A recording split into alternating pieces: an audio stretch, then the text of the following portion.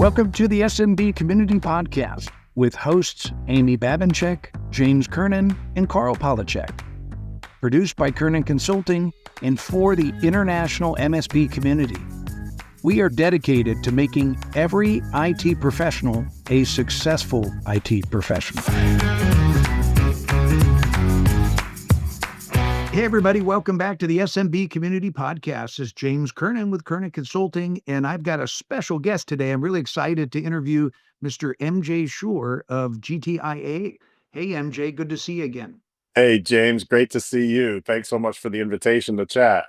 You bet. You bet. I know we run into each other at some conferences and we were just catching up, but I've known MJ. Now I'm going to age both of us here, but it's not quite back when they had black and white TVs, but it feels like almost that long. But I think we met at Robin Robbins' event, I think 20 years ago. Yeah, So, it's crazy how time flies. You're aging far better, sir. well, next time you see me, I'm probably going to lose all my hair. But no, All right. I'm having fun. I love the industry and love giving back as well. But That's terrific. I can't tell you how good it is to see you and catch up with you. So Same here. so awesome. Well, I tell you what, for the listening audience, obviously MJ is an icon in the industry of success, and you've been around for a long time.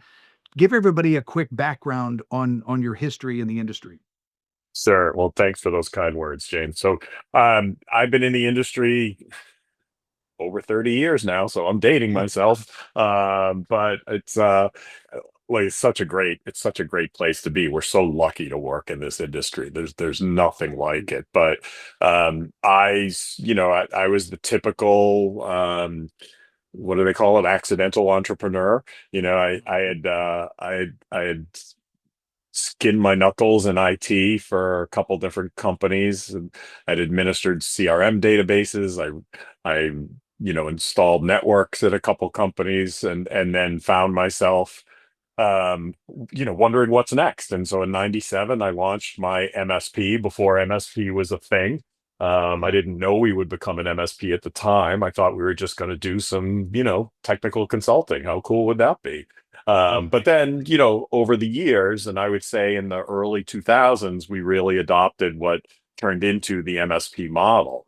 And so I had that business for just shy of 20 years when I sold to a friendly regional competitor, who I had a long history with. We'd been each other's customers, we'd been each other's fans and champions, and worked together on numerous things over the years. And so I wasn't actively out looking to sell the business. And this was certainly before M&A activity in the MSP space really, took hold. But it was a terrific opportunity to take my business to the next level, give my staff and my clients opportunities that I had been looking for. And so that happened about 10 years ago. And then, unbeknownst to any of us, about 18 months later, we went through another roll-up acquisition where a national company acquired us, and that was an interesting experience. I'll be very transparent and candid. I wasn't in love with the direction of that larger organization and what they were trying to accomplish at the time.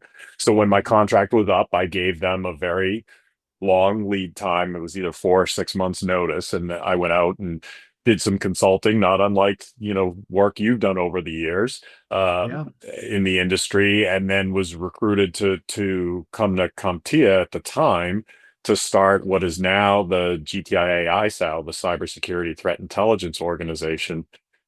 And then lo and behold, then I found myself running the entire membership community as the chief community officer. And then as many of your listeners probably know, or if they don't know, in November, CompTIA announced that we would be selling, and I think it's important to give the right context here.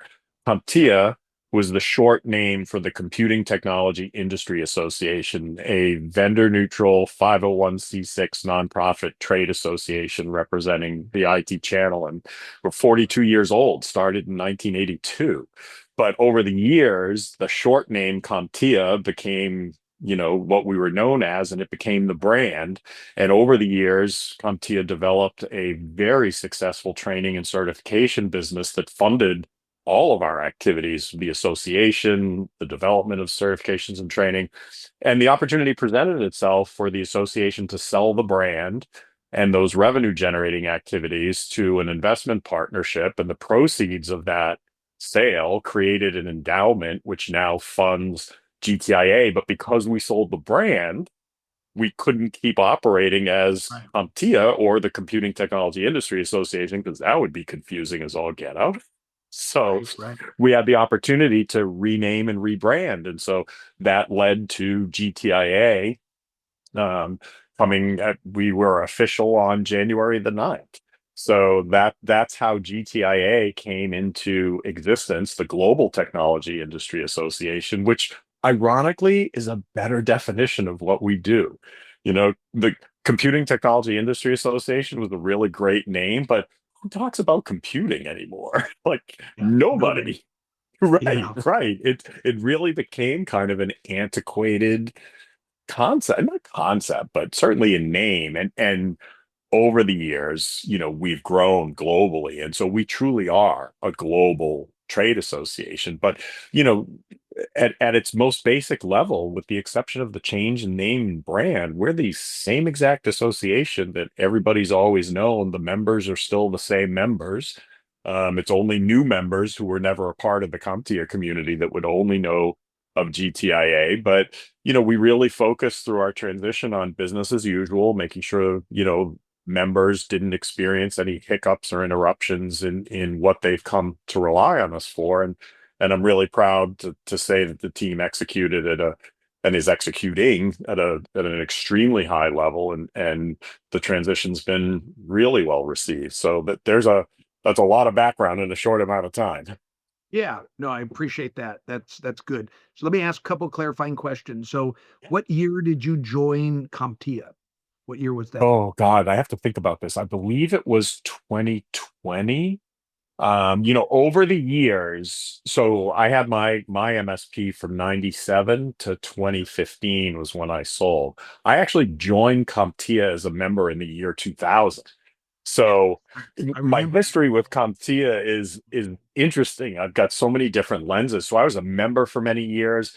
I served 2 terms on the board of directors, one under the prior CEO, one under um, the gentleman who was our CEO, who now is still the CEO of CompTIA Inc. Now that it's off on its own. I So I served on the board, and then I got recruited to come on staff. But I believe I joined staff. I'm pretty sure it was the year 2000. Honestly, I'm Okay. losing track of time. When you have fun and you love what you do, time just disappears. With you. I'm with you. Yeah. And I know you've been involved in the community for a really long time because I saw Yeah. you at the events and so forth. So that's good.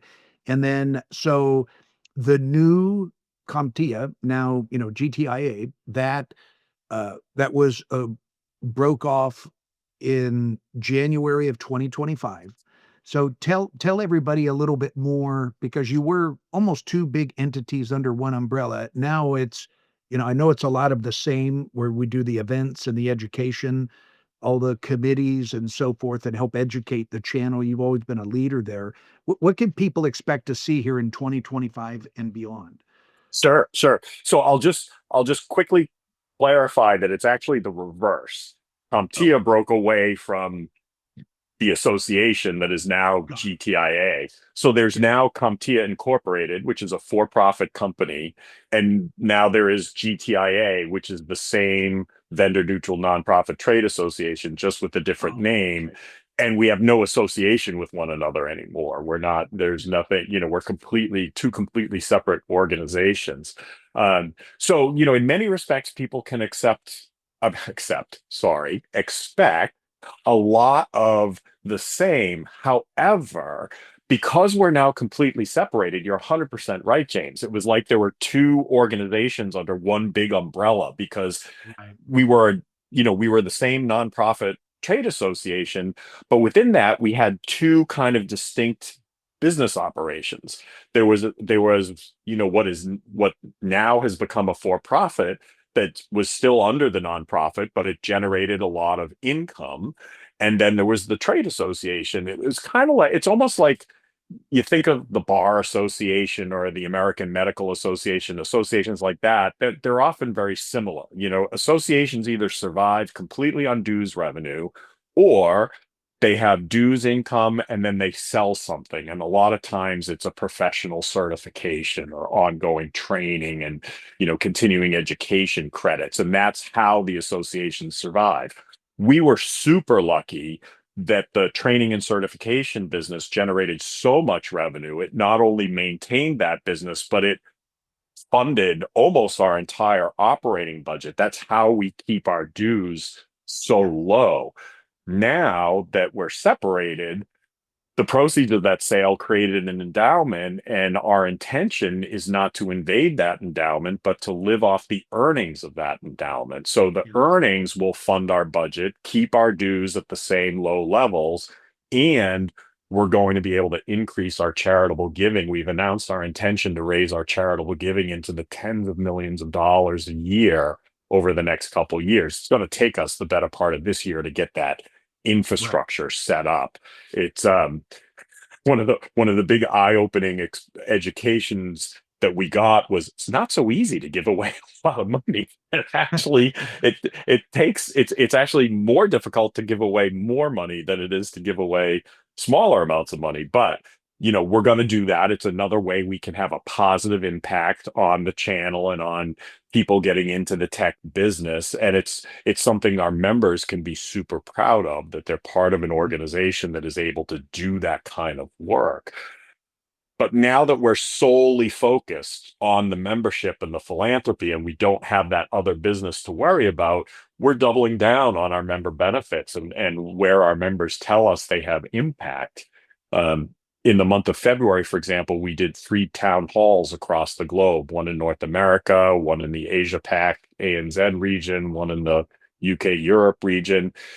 And the purpose of those were to listen, to hear what, for people to ask questions, offer suggestions, tell us, how can we help? How can we do, what are we doing well that you want to see more of? Are we doing anything that just really doesn't move the needle for you that we should think about sunsetting and applying resources elsewhere? So we're very much still in a heavy listening mode of how can we take this unified focus now and really have it make an impact for every member, whether they're a small MSP, large MSP, startup vendor, established vendor, on and on it goes. That's great. That's great. I love that. So, give me the quick sales pitch of, anybody that isn't a member, why should they join? And Sure. you've talked about a lot of it already, but just kind of, if you could summarize, help me understand the value proposition so we can share Sure. it with the audience. I'll tell you the couple things that we hear constantly from our members when we survey them annually and periodically throughout the year, and then I'll share a member benefit that's near and dear to my heart that I leveraged the daylights out of when I was an MSP and a member. So what we hear over and over again is that members value the face-to-face networking at our events, and they value the fact that our events are global and take place all around the world. So, our premier event brand is ChannelCon. That happens every summer in the US. So this year it's July 29th to 31st, I believe, in Nashville, at the Gaylord Opryland Resort. That's our biggest event annually, over 1,000 attendees, usually 12 to 1,500, I think. Those are great events. Yep. Thank you. They are, and they're unique because given our position as that unique animal in the industry where we're that vendor neutral nonprofit, everything's on a level playing field. So there's no selling from the stage at a GTIA event. And when we have our vendor fair, for example, it's not the typical trade show. There isn't any massive pavilions. Every exhibitor gets the exact same size booth. And what we hear strongly from our members is they value that because it's a level playing field for them Yeah. to check out, vendors that they might not have had the opportunity before without feeling any real pressure around that. And so it dovetails, our events fit very nicely alongside the other vendor distributor events that take place. Those have, we're not trying to replace anything else. We're trying to be additive. and a force multiplier. So when you have your vendor and distributor partnerships, those events serve a very specific purpose that you should be engaged with. This is truly a global community, a global channel event. That's why our tagline is your voice, your IT channel, your community. It's where everyone comes together in the big open tent to collaborate. So we hear that's one of our best benefits constantly. We kind of have a horse race going right now between our member education and our mentorship program. Um, we've got, over 30 courses, depending, focused on MSPs, focused on vendors, distributors, even our associate members, who are consulting firms in the industry. Members highly rate our education. We have a terrific education team that builds those courses out. And our mentorship program has taken off beyond our wildest expectations. We're on our fourth or fifth cohort in the US. We've launched internationally. We're bringing the program across all of our regions. So that's another, set of benefits that are very, Yeah. very well received.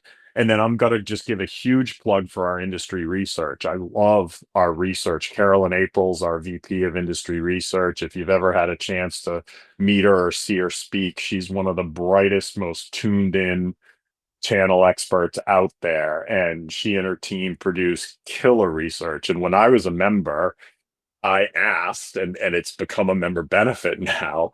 I asked, hey, would you mind if I co-branded the research and said, hey, this is, industry research compliments of my MSP? And at the time, the folks were like, sure, no problem. And now it's a benefit that we continue to offer. And what I loved about that and what I found so valuable was, you may remember, I was located in New England, not Boston proper, north of that. So I was in kind of a tertiary market, and I was looking for ways to differentiate myself from the competition, whether it was local competition or regional competition from the Metro Sure. Boston area. And one of the most successful things that helped me was to bring in the research, what was at the time CompTIA research, now GTIA research, when I was meeting with my clients and say, hey, look, the reason I've been trying to steer you for this or for that, I want to show you some independent industry research from the trade association we belong to. We're not just a little player in this little corner of the world. We're members of this global trade association, and that gives us access to information and analysis that's really helpful. And you might just be interested in this. And that wound up being one of the best sales tools on the planet. Yeah. No, that's a So good one. I'm partial to that one for sure. But there's so much more. I mean, I could go on forever, whether it's the white papers, the guides, the different tools, our cybersecurity offerings now that are all, and I think it's important to understand that as a trade association and as a having the good fortune to be well funded, we don't nickel and dime our members. Dues are very low, and that's it. Yeah. It's not you pay extra for the education, you pay extra for the research, you pay extra no. It's, when you join, if you're a 10-person MSP or a 110-person MSP, every one of your employees has access to the benefits. You can come to our events, as many people as you want to send. There's no additional charge. There's no charge for taking the courses, no charge for downloading white papers and research. And that's what makes our association and our community special and unique. Yep. Awesome. All right. Thanks for the recap. That was fantastic. Sure. So, um, tell me what's the vision? What does the next 3 years look like for you guys? Where are you headed? Anything Sure. new? So, well, there may very well be new. We're still in the process of defining what new may look like. Um right now we're led by two execs, myself and my partner Kelly Ricker, who's our chief operating officer. Our board is undertaking a CEO search right now, and we expect to see an announcement probably within the next 30 days if all continues on track. But Okay. we're looking for a CEO with the vision to take the association well into the future. So I don't want to preempt, I guess, for lack of a better way to say it, you know, what that might look like many years down the road, because honestly, once that person is selected and on board, we're going to have to sit down and go through some intense strategic planning, which we're all looking forward to. And that's why we're in that listening mode that I mentioned before, because we want to take in all the input possible so that we can look at what we have done historically, where we see opportunity, where our members are telling us they see opportunity, even non-members. We're happy to take suggestions from anyone. As a matter of fact, we have an online suggestion box at gtia.org/suggestion box. Anyone is welcome to throw in any suggestion, and we always answer those personally.